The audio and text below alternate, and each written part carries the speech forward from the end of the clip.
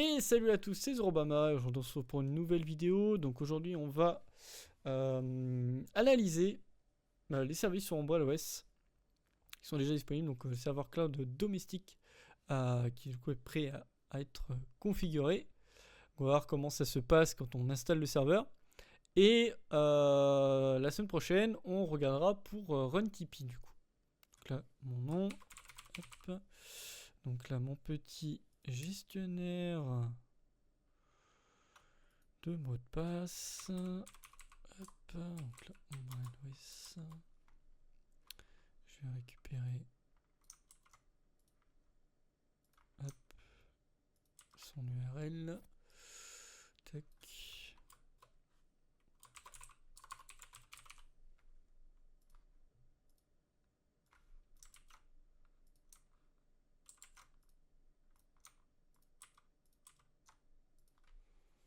Créer.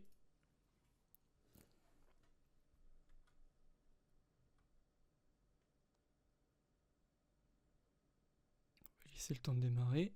Donc tout est prêt sur Obama, votre Umbrella est maintenant prêt. Suivant. Donc déjà on va aller faire un tour sur le site, parce que je ne l'avais pas fait la dernière fois.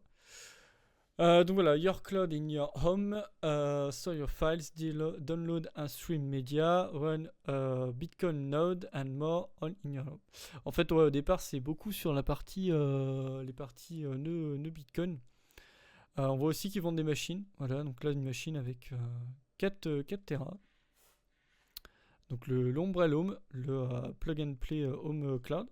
Donc voilà, pour ceux qui voudraient, plutôt que de passer par un Proxmox ou qui voudraient être uniquement sur Umbrella OS, vous pouvez toujours acheter la machine en elle-même et du coup avoir directement clé en main votre Umbrella OS avec la partie centaines de services qui sont disponibles, l'accès du coup à travers un web browser, le fait du monitoring aussi, et avec quelques petites fonctionnalités plutôt sympas. Voilà, on a quand même un N150.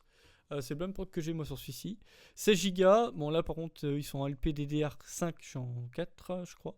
Et bon là il y a 4 Tera de stockage. Donc là on voit un peu ce qu'on peut faire. Hein. Du Home Assistant, du P-Hall, du Plex, voilà, du Bitcoin, ce genre de choses. Donc là l'App Store qui est complet. Alors des applications que je ne connais pas qui ne sont pas dans les scripts. Donc on va pouvoir la regarder ce qu'ils font directement dessus. Donc voilà, donc là, installez votre première application. Donc on a des choix ici. Donc pour le streaming, enfin là ils mettent pour le streamer, pour le beaconner ou pour l'auto-hébergement. Sinon on peut du coup explorer plus. Donc quand on arrive là, donc ça c'est le home. On a l'App Store qui est ici. On a nos fichiers, donc avec des vidéos, des photos, download et autres, qu'on peut venir agrémenter. On a les paramètres. Donc là, bon, ils mettent que les paramètres sont faibles. Ah oui, parce qu'il a installé l'OS. C'est pour ça que j'ai aussi peu de stockage. Ça, on pourra le changer. Donc il va falloir que je le change d'ailleurs maintenant. Bon, j'ai pas de sonde. Donc la sonde ne fonctionne pas là. Le CPU, donc avec les deux cœurs, on a 16%. Et on a 4 Go de mémoire là-dessus. On va donc avoir la possibilité de changer le nom et le mot de passe dans les paramètres. Là, au niveau de l'appareil, donc on a un standard PC Q35 qui est ici. On a un Umbrella OS 1.4.2 avec redémarrer, éteindre et déconnecter. On a l'adresse IP locale. On a le temps de fonctionnement. Ensuite, au niveau du compte, on va avoir voilà, les possibilités. On peut changer le fond d'écran avec ce qui est déjà proposé. Donc moi je vais le mettre... Ah ça c'est pas mal. Le fait de se connecter au Wi-Fi ou non. Voilà, donc là on n'a pas de prise en charge au Wi-Fi. On peut ajouter le 2FA qui va être là. On a un accès Tor si on veut accéder du coup n'importe où en utilisant un Tor, du coup après on peut activer l'accès et du coup faire la configuration. Un assistant de migration qui va permettre de transférer nos données d'un Raspberry Pi vers un Umbrella Home, la langue qu'on va avoir sur l'application. le dépannage, les infos sur l'appareil.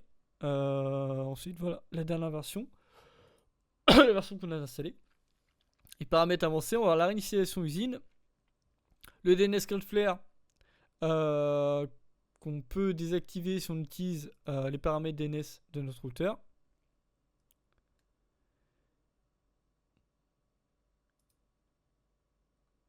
Donc ça, après, il faudra le configurer dedans.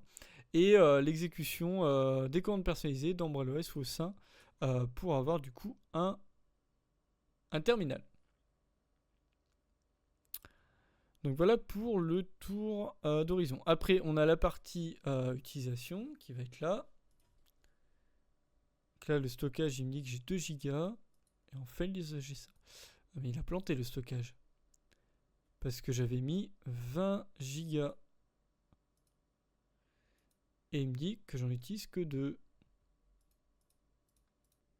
Alors après avoir regardé un peu les différents petits blocages que j'avais sur UmbrelOS, on va du coup pouvoir regarder donc les différentes applications qui sont possibles au sein de l'App Store. Et après on pourra du coup voir un peu ce qu'on va pouvoir installer. Donc voilà, donc, comme on a vu sur comme on verra après sur RunTP et sur KazaOS, on va avoir donc un App Store qui est ici. Donc là on a un peu refait le tour. Donc là l'accueil, là l'App Store, les différents fichiers. Donc si on met des documents, du download, des photos, des vidéos, ça c'est déjà mis en place. Les périphériques. Donc là si on va ajouter manuellement ou voilà, là on voit par exemple un KazaOS local. Donc connectez-vous à un NAS. Donc là lui il vient de détecter la machine en fait sur laquelle il est quoi, directement. Et ensuite on va pouvoir importer à partir de là. Ici bon, on a vu c'est un peu les différents paramètres qu'on va avoir ici. Donc avec notre nom de compte, notre mot de passe si on veut le changer, l'appareil sur lequel on est, le fait qu'on est sur UmbrelOS, l'IP locale sur laquelle on accède, le temps de fonctionnement de la machine, donc là je viens de redémarrer la machine, le fond d'écran si on veut le changer, si on veut le connecter au Wi-Fi, donc là moi je suis en filaire, donc aucune utilité de le faire. On a le 2FA qui peut être configuré, la partie sauvegarde qu'on peut configurer ici, donc soit sur un autre Umbrel ou bien un NAS, soit on va aller utiliser un disque dur externe ou bien le Umbrel Private Cloud. Donc on voit ici. Donc là si on fait obtenir un accès, on peut obtenir un accès anticipé. Donc là ça explique que ça va sauvegarder nos données toutes les heures. Ça va les conserver du coup de manière chiffrée pour les 24 dernières heures. Des sauvegardes quotidiennes pour la semaine passée, des sauvegardes hebdomadaires pour le mois passé et des sauvegardes mensuelles pour l'année. Et les sauvegardes de plus d'un an, elles sont automatiquement supprimées. Donc là, on voit que c'est bientôt disponible. Donc ça, c'est une nouvelle fonctionnalité, donc c'est pas mal. Ça a été ajouté récemment. Donc on pourra regarder si c'est bien. Alors peut-être qu'il y aura un abonnement, donc on passera peut-être pas par ça. On fera sûrement du stockage directement sur le NAS, enfin sur un NAS quand j'en aurai un directement.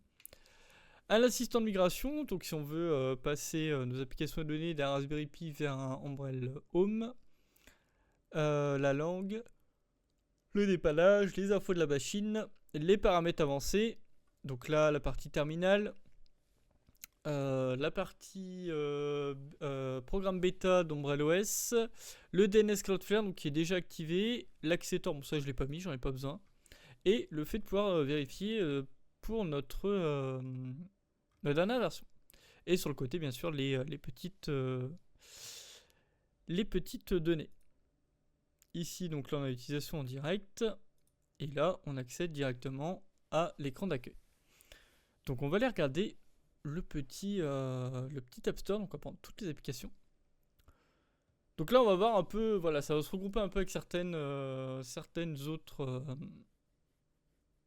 OS qu'on a installé, donc que ce soit RunTP, que ce soit KazaOS et que ce soit du coup Umbrel.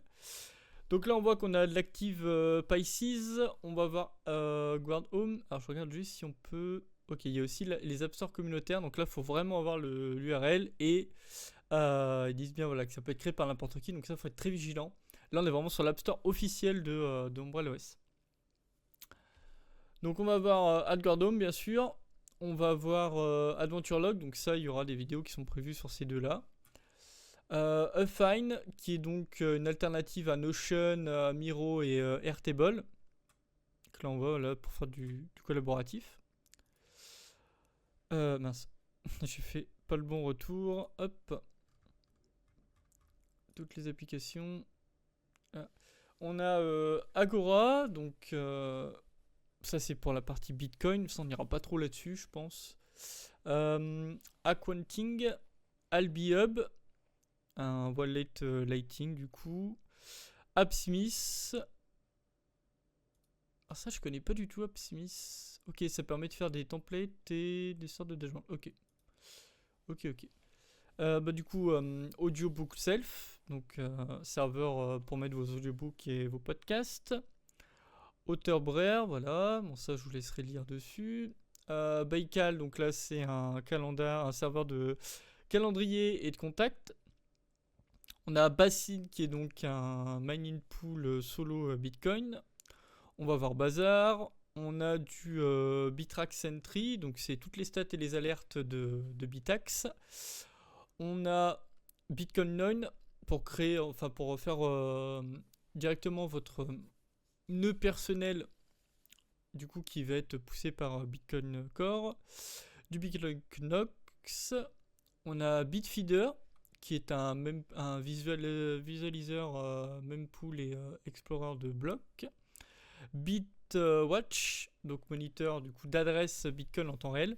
Donc là en fait, ce qu'il faut savoir aussi sur OmbrellaOS, c'est qu'il y a une grosse partie sur donc tout ce qui est crypto-monnaie et Bitcoin. C'est pour ça qu'on va avoir beaucoup d'applications qui vont être là-dessus. On a Blescomat Server. On va voir Binco. Donc c'est un hub d'IA a priori pour les idées et les notes. Plutôt bien foutu. Qui ressemble un peu à certaines fonctionnalités que va apporter Obsidian.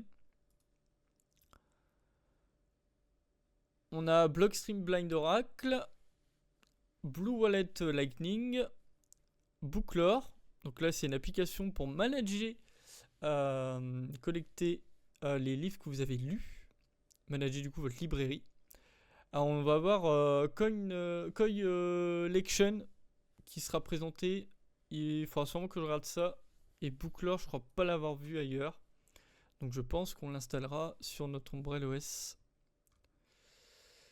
Donc celui-là, il faudra que je me le note de côté. On a donc BTC RPC Explorer, BTC Pay Server, BTC Tracker, PDBase, donc une plateforme de low-code, CalibWeb, donc là c'est pour tout ce qui est e-book, Cashew.me Wallet. Ensuite on a ChainTools CLI. On a Chatbot UI. On a ChatPy AI. Donc Prime Quality UI for ChatGPT. On a Circuit Breaker. Donc là c'est un firewall de nœuds Lightning. Cloudflare Tunnel. Pour accéder directement aux applications web en utilisant du coup le réseau Cloudflare. Cobalt. Donc ça, je ne connais pas. Ça, je ne connais pas. Ah ok, c'est pour garder en fait en mémoire ce qu'on aime, enfin le contenu qu'on aime sur internet. Ok. Code serveur, bon bien sûr, voilà, c'est pour faire tourner un VS Code sur OmbrellaOS. On l'a vu sur d'autres OS aussi. Converter X, donc là c'est un fichier converteur en ligne auto-hébergé. Core Lightning, donc pour faire tourner votre nœud Core Lightning personnel. Ride Lightning pour le manager avec RTL. On a Databag, qui est un messenger fédéré pour le web décentralisé. Datum, donc un miner Bitcoin self-souverain. DeepSea Dashboard. On va voir Doge du coup pour tout ce qui est manager de Docker Compose. On a DocMost pour faire un wiki et une documentation collaborative. DocuSeal pour tout ce qui va être filing et signature de documents, qui est en open source.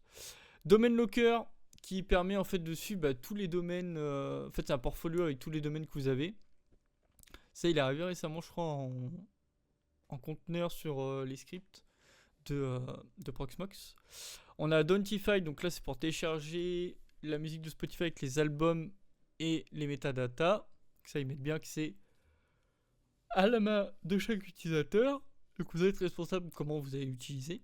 Duplicati, donc c'est pour tout ce qui va être backup. Du coup, chiffré, sécurisé dans le cloud. On a Electrix qui est un serveur Electrum. Un Electrum X pour la version du coup légère. Element, donc ça c'est en fait votre propre messenger en fait directement. Ça j'aimerais bien le tester, il faudrait que je regarde comment ça fonctionne. J'aimerais bien tester une messagerie comme ça.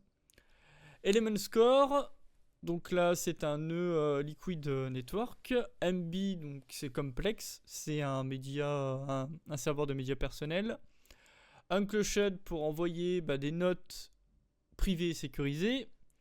Endurain, alors du coup ça c'est comme WGER je crois. Voilà, donc là c'est en fait c'est votre propre Strava, c'est une alternative qui vous permet du coup de traquer un peu tout ce que vous avez, mais qui est focusé du coup sur la customisation et sur la privacy, et qui est capable du coup de synchroniser automatiquement avec Strava et Garmin. Donc ça on pourra l'installer pour voir comment ça fonctionne, puisque le souci c'est qu'on n'a plus accès à l'API Google Fit. Donc il y a pas mal de choses que je pourrais pas faire avec mon Home Assistant ou autre. Donc ça on pourra regarder sur cette partie là, ce qui peut être intéressant avec Endurain. Ensuite on a ESP Home, mais bon ESP Home on l'a déjà sur Home Assistant. On a Etherpad, donc là c'est pareil, c'est de l'écriture collaborative en temps réel. Escalidro, donc là c'est du whiteboard, du coup open source. Ça pareil, maintenant je l'ai dans Obsidian. Très pratique. Filimind, donc là c'est pour toute la partie Bitcoin. File Browser, donc c'est pour manager les fichiers que vous avez téléchargés sur votre Umbrel. FileDrop pour du coup du partage de fichiers décentralisés et anonymes. Firefly Suite, donc c'est un manager de finances personnelles. Et il y a l'importer qui permet du coup d'importer vos transactions directement dessus. Forjo, c'est une Forge Software. Alors, qu'est-ce que c'est que ça? Ok, c'est comme un Git en fait. De ce que je vois.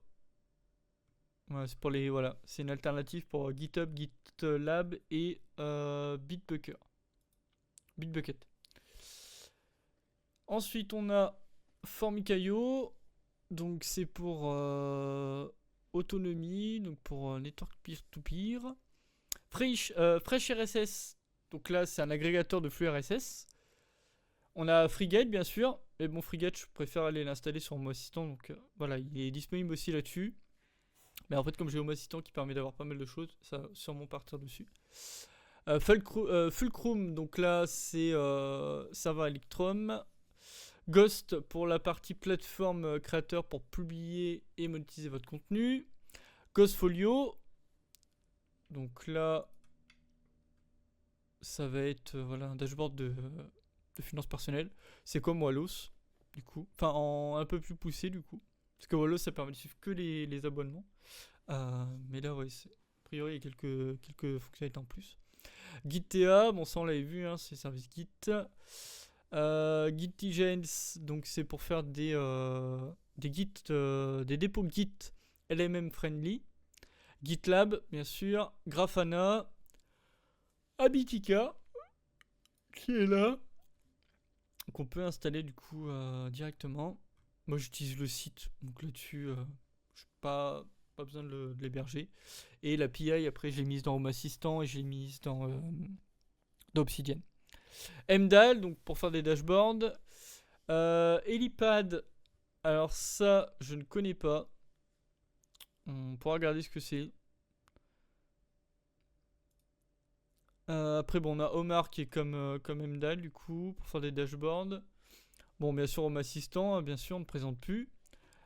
HA Fusion, donc là c'est pour avoir des interfaces plus poussées sur Home Assistant. Du coup un front-end alternatif. Après on a Homebox. Donc là c'est vraiment un inventaire, une organisation de votre maison. Qui va être plus poussé que ce que pourrait faire Grossi pour la nourriture par exemple. Parce que là c'est vraiment un ERP Fridge Grossi.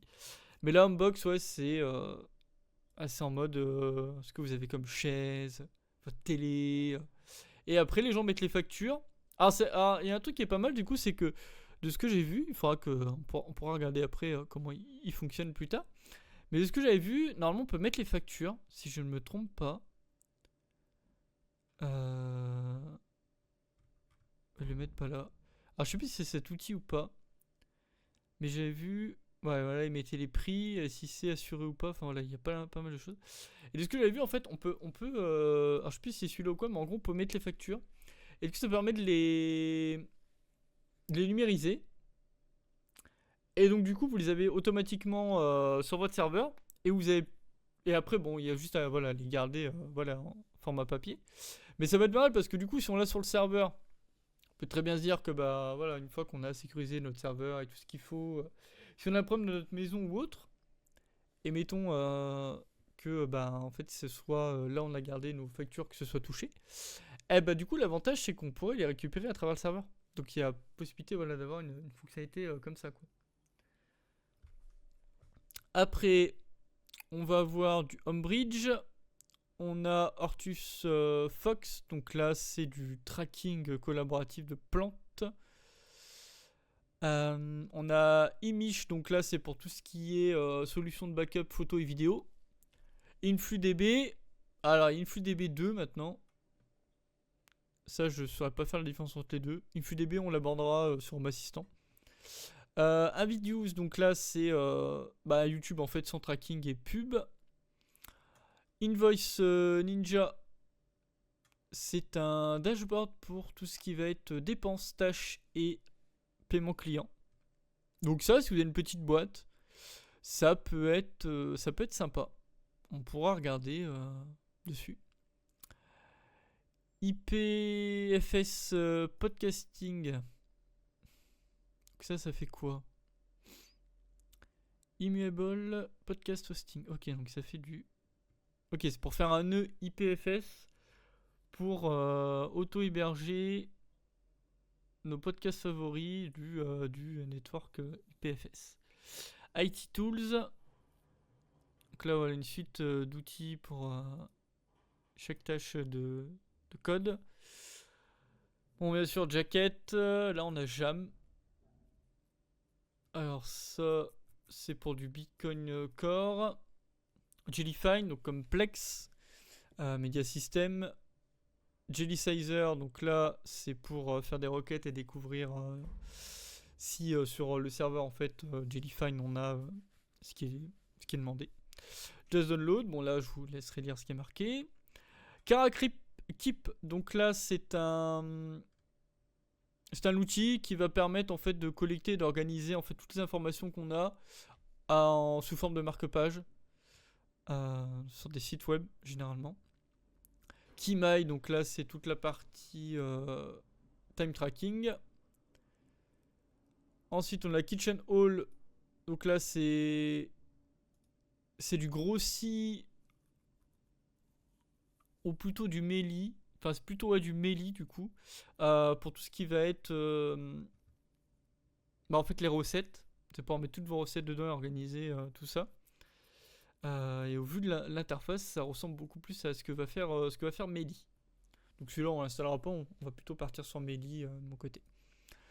Kokoro, donc une solution TTS intelligente, donc text to speech. Donc c'est un modèle du coup. Ensuite, on a Komodo, donc pour construire et déployer des softwares. On a Crystal Bull pour toute la partie Paris Bitcoin. On a Librelay pour Ça c'est quoi? Si on crée son propre nœud, ok, ça c'est du Bitcoin aussi. LibreChat, c'est un clone de ChatGPT en enrichi, a priori. Parce que plusieurs features et plusieurs assistants, il y a du Grok, du GPT-4o, du Mistral, du Gemini. Ouais, donc il y a pas mal de choses dedans. Ensuite, on a LibreEdit, donc front-end privé de Reddit. On a LibreOffice, bien entendu. Donc là, on peut voir qu'on peut l'installer. En fait, on aurait directement les outils sur la page web qui seraient lancés sur la machine plutôt que de l'installer en dur sur nos machines, en fait. Ça permettrait de faire de la documentation aussi collaborative, mais voilà, si on l'ouvre pas, ça pourrait rester en local, par exemple. Libre photo, donc management de photos. Libre speed pour tout ce qui est speed test en open source. LIDAR, donc c'est pour la musique. Lightning Node, pour avoir votre propre nœud Lightning Network. Lightning Terminal, pour manager votre channel. Linkstack, ça c'est... Ah oui, c'est une plateforme de partage de liens qui va être customisable. Voilà, comme ça. Mettons, voilà, vous mettez une petite présentation, puis après vous dites, vous pouvez en trouver sur telle et telle chose, genre chaîne YouTube et tout ça. Link Warden, on va avoir du Llama GPT. Donc là, c'est un Llama 2 qui est auto-hébergé. On a du LN Visualizer, LNBits, All-Site Proxy, LNDG. On a du LN Markets, Lightning Networks Plus, LobChat. Ensuite, on a Local AI. On a du Lunalytics.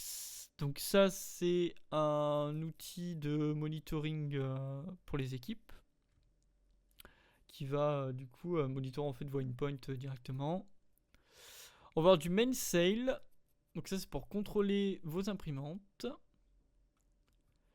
On a Matter Server. On a du Mattermost. Donc là, c'est un Teams open source et auto-hébergé.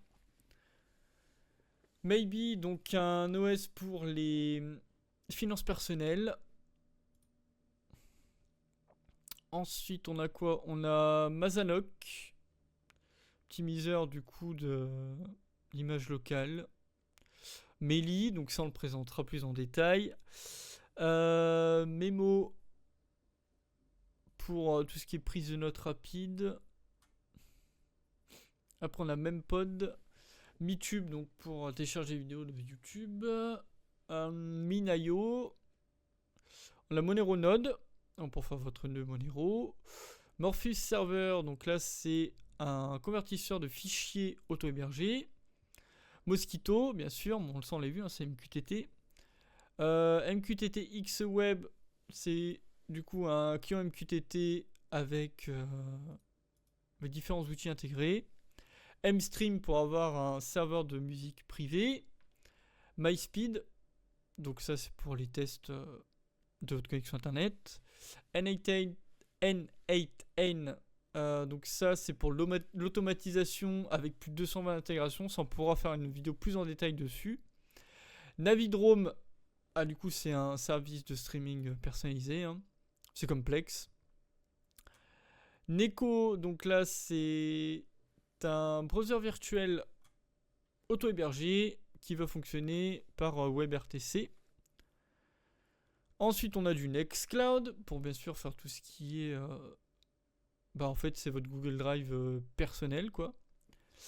Nginx Proxy Manager, donc pour gérer du coup vos différents services et applications que vous allez exposer sur Internet.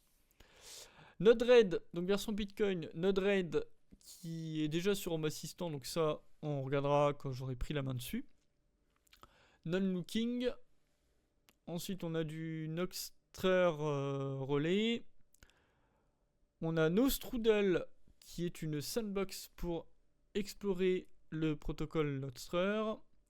On a NTFI pour du coup recevoir des notifications de votre téléphone via des scripts à partir de n'importe quel ordinateur ou bien à travers une API. On a Nutstash Wallet.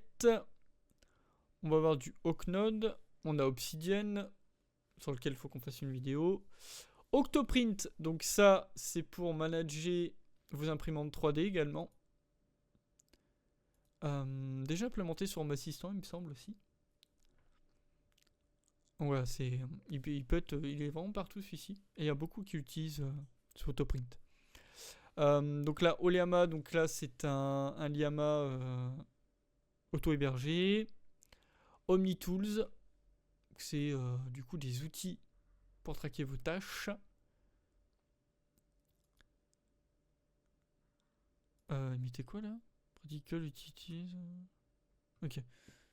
Ça, on pourra le regarder un peu. Ensuite, on a Only Office Doc. Donc, c'est tout ce qui va être Google Doc, enfin, comme pourrait le faire Google Doc ou autre. Mais là, pour votre Nextcloud, on a OpenWeb UI. Donc là, pour discuter avec différents modèles Oliama. OpenEDS, donc c'est un agent local AI pour écrire et améliorer votre code. OpenReader, c'est du coup un lecteur de documents avec des capacités de text-to-speech. Ça on pourrait le tester, ça pour voir un peu ce que ça donne. On a OpenResty Manager, donc pour exposer vos services de façon sécurisée. Ordinals, c'est un wallet pour Ordinals du coup. Overseer, donc là c'est les request management pour l'environnement Plex. Après on a OnCloud, donc monsieur comme Nextcloud du coup pour sauvegarder vos données. Paperless Nginx pour transformer vos documents physiques en une archive en ligne. Donc ça pourrait permettre de faire de la sauvegarde de documents et de l'archivage. Passkey Client, donc un manager de password directement. Et le Passkey Server qui va être ici. Pastify, donc c'est un copier-coller. PeerSwap, donc ça c'est pour Liquid BTC. Painbot, une plateforme pour faire du design et du prototyping. Photoprism, donc là c'est pour faire l'hybride de photos et vidéos. P-Hall, comme AdGuard, pour bon là ils mettent en bloqué les pubs, mais en fait c'est un partie DNS. Picture, donc pareil, là c'est pour garder vos images et les partager. Pitchflat, donc là c'est une solution backup média pour les sources en ligne. Pingvin, Share, donc là c'est une plateforme de partage de fichiers. Plugin Analytics, c'est une alternative du coup à Google Analytics, donc ça pourrait être intéressant de l'installer également. Bon, Plex bien sûr, alors Plex du coup sera installé sur un NAS directement je pense. On verra si on le met sur une machine ou sur un NAS, mais je pense que pour l'instant ce sera plutôt sur un NAS. Pocketbase. Ensuite, on a du Portner pour les conteneurs, pour lancer des conteneurs custom sur notre Umbrella OS. Donc, par exemple, si vous voulez être uniquement sur Umbrella OS et que vous n'avez pas envie d'installer autre chose, vous pouvez très bien le faire. Installer Portner et après faire tourner tous vos Docker dessus en fait, directement. Comme on pourrait le faire avec un Home Assistant ou comme on pourrait le faire avec un Proxmox. Hormis que Proxmox, du coup, il y a plus de fonctionnalités que Home Assistant. C'est des intégrations qui sont déjà proposées soit par la communauté, soit de façon officielle. Après, on a Private Bean. Donc voilà, c'est le Passbean open source. On a du Prowler. On a Public Pool. Donc pour les pools solo de Bitcoin, Public Pool Web pour le manager vos data. QBitTorrent, bon, vous savez très bien à quoi ça sert. Radar et Reader, pareil, on n'en parlera pas. Reader, donc c'est une plateforme intuitive pour les documents pour les manager du coup. Avec du coup la partie OCR. Après on a Rimina, donc c'est du remote access pour d'écran et du partage de fichiers. Restreamer, bah là c'est aussi un serveur vidéo open source. Ride the Lightning, donc là un dashboard pour votre network Lightning. Robostat pour avoir un exchange peer-to-peer Bitcoin privé. Romem, donc là c'est un manager de ROM tout simplement. Rodkey, ça du coup c'est un portfolio pour traquer pareil vos dépenses, vos taxes et autres choses. Là voilà, on voit qu'il met du NFT, du DeFi, du stacking. Enfin là c'est plutôt axé crypto-monnaie on dirait.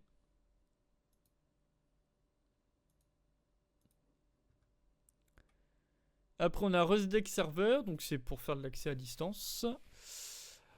Rusty Caspad pour avoir une implémentation Rust de votre nœud Caspa.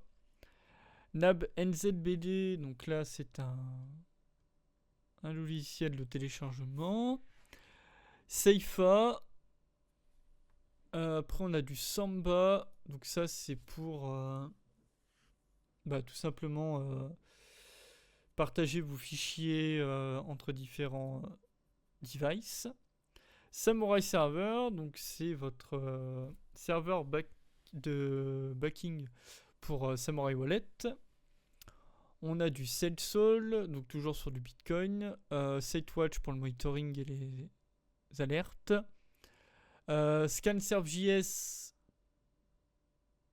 pour le Sun Compatible Scanner. Ça, je sais pas à quoi ça sert du coup. On a Cfile, donc pour la synchronisation et du partage de fichiers. On a Siren XNGI, donc c'est un moteur de recherche en fait, auto-hébergé et open source. Shop SDR, donc là c'est Shop Freely. C'est une marketplace décentralisée. Simple Torrent, bon là voilà, vous savez à quoi ça sert. Snapdrop, c'est une alternative à AirDrop en open source. Et du coup, voilà, ça permet de transférer. Là, c'est entre le Umbrel et tous les autres devices. Après, on a du Snort. Et là, c'est pour no STR UI.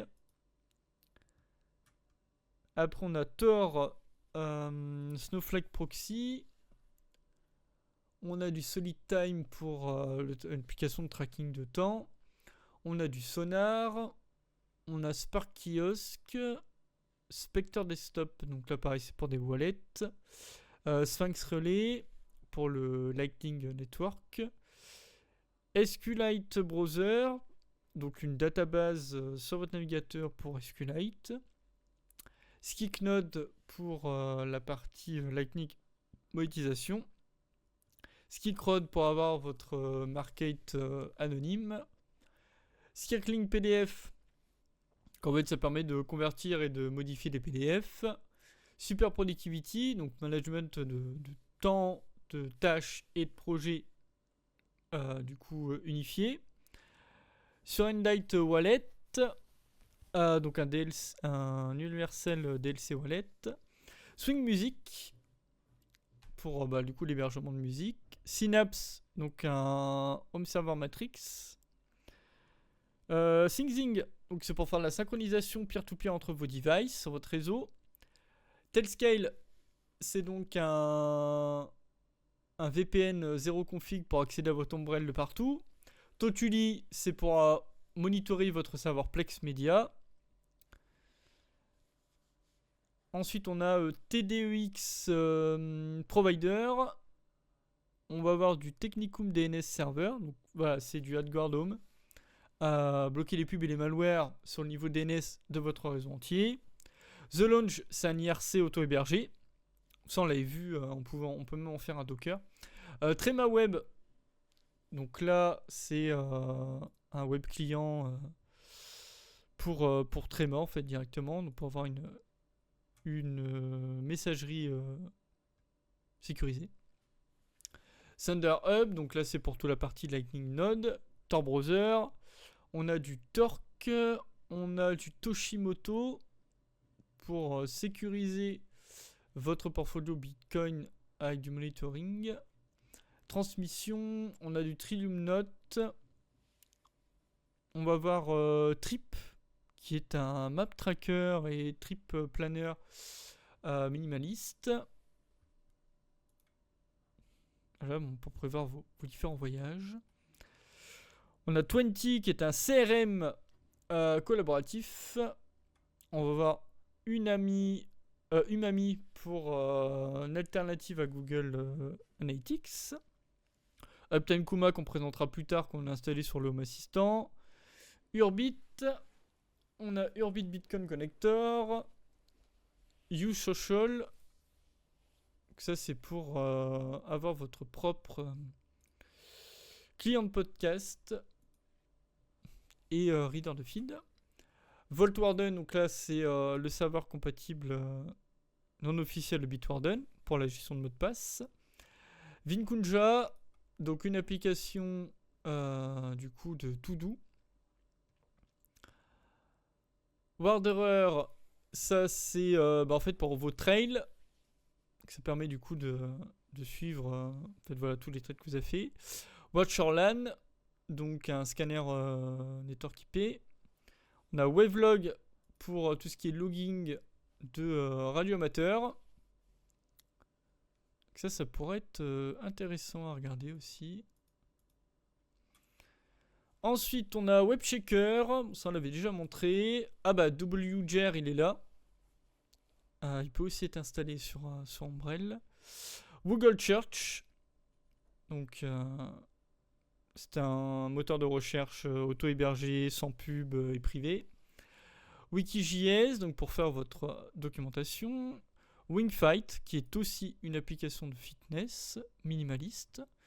WireGuard, donc là le VPN WireGuard.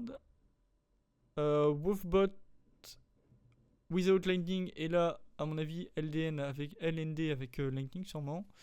Chatbot du coup pour votre personnel load. Ensuite on a WordPress bien sûr pour héberger vos plateformes de blogging et de publication. Wormtrack du coup c'est aussi un media tracker, donc pour organiser en fait votre bibliothèque. Donc là c'est beaucoup plus grand parce qu'ils mettent aussi les jeux et les mangas et tout ça. Yuka c'est un NVR comme peut l'être Frigate. On a Zabbix qui est là. Donc pour toute la partie monitoring. On a Zen, qui est une application pour se focus et faire de la prise de notes. Zigbee to MQTT, bien sûr. Le bridge Zigbee vers le MQTT. Et Zorazi, qui est un reverse proxy avec des automatisations de management SSL. Donc voilà pour tout ce qu'il y a sur Umbrel OS. Donc dans la prochaine vidéo, on fera un tour sur RunTP. Et après, il nous restera à faire un tour sur CasaOS. Et une fois qu'on aura fait tout ça, on pourra regarder un peu ce qu'on va installer sur chacun d'entre eux. Peut-être que sur les 3 que j'ai regardés, il est possible qu'il y en ait 2, par exemple, qui permettent de répondre à tous mes besoins. Et voilà, ça peut être une hypothèse, mais imaginons que RunTP et moins de services que peuvent avoir les autres, et que les services qu'il a, ce ne soient pas des services qui m'intéressent, ce qu'on fait par rapport à ça. Donc voilà pour cette vidéo. N'oubliez pas de mettre un j'aime et un commentaire si ça vous a plu. C'était Zorobama et on se retrouve dans une prochaine vidéo. Merci à tous.